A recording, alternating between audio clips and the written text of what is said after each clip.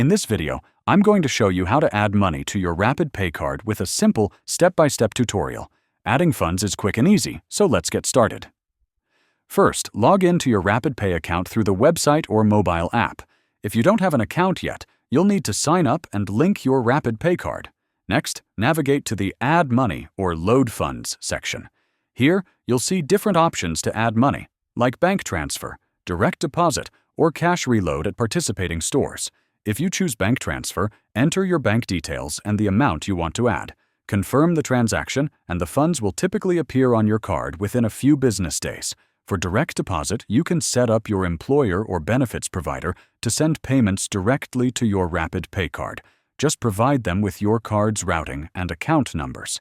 If you prefer cash reload, visit a store that supports Rapid Pay reloads, show your card, and pay the amount you want to add. The money will load instantly. Once your funds are added, check your balance in the app or online to confirm. If this video helped you, please like and subscribe to the channel for more easy money tips.